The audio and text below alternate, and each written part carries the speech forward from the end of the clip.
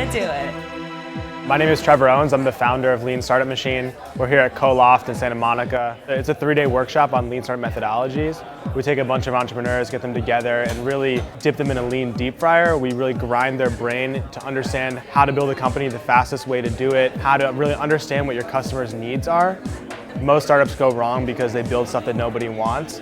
And so we really help them focus on the problems that their customers have, not focus on their own solutions. The idea of the lean startup is to most efficiently navigate the chaos that is an early stage startup. Because early stage startups, if they're really going to do anything massively disruptive, are solving big problems in big markets, but when you start out, you don't know necessarily which problems in exactly which market, and you have to try and figure that out before you run out of cash or die. How can we actually take what has only been sort of this mythical art and try to actually turn it into a bit of a process and understand it and ideally repeat it more so we can have more startups doing awesome stuff and winning. We have 50 aspiring entrepreneurs, about 20 mentors that come through at different points of the workshop. We've had some amazing talks just today. We had Sean Ellis, who's one of the guys who helped launch Dropbox. I'm trying to help create a culture of startups in Southern California so that people kind of know what they're getting into and approach it in the right way. And what's interesting is that the more that I've tried to help people, the more that I've helped myself. It started out as a selfless thing of trying to provide content that was never available to me in the early days as a marketer,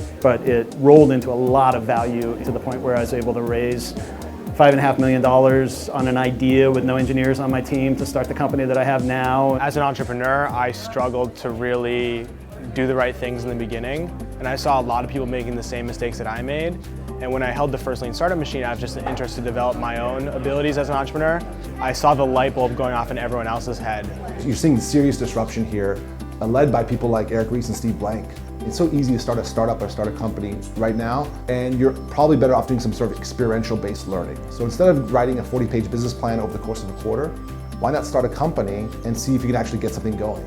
You learn by doing, and it's better to get out into the market, get punched in the face a few times and, oh, that didn't work, that worked, versus sitting around and talking about it. We're in about 16 or 17 cities now, including like the UK, the Middle East.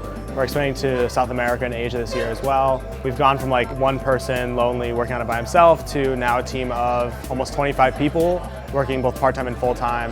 We're executing 50 workshops this year. Last year we did 9. Next year we have plans to do over 200. We're also working with some big corporations. News International is a company in the UK that we just worked with last weekend. So it's not about building a product, it's not even about building necessarily a company.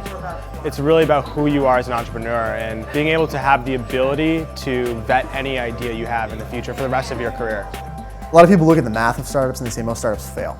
Yes, that's true. The default state for any startup is failure. If more smart, talented people are investing their time, energy, passion in creating things that matter, even if more of them are failing, I still think it's a net win for the world, period. You can take an investment the size of a Ford Focus and years later have a billion-dollar company. That is happening right now on the internet in real dollars and real jobs, all in the US. And that is really, really powerful. There's a big gap between what exists now and what's possible given all the new information technology. It's going to transform nearly every major industry, and it's going to create a huge amount of wealth and disruption. With a small group of people, if you have the right ambition and the right talent, create something that impacts hundreds of millions, even billions of people in such a short period of time with so little resources is completely mind-blowing. You will look back at the 20th century as one that was all about electricity and computing. It's definitely the golden age of data. The raw sea of it, you have to put shape to it. So there's both art and science. You've been given the chance to change the world and improve the world in an interesting way, and it's up to us to do that. I'm a person that enjoys applying technology to what I think are important problems. If we succeed, I get to see people benefit from what we do.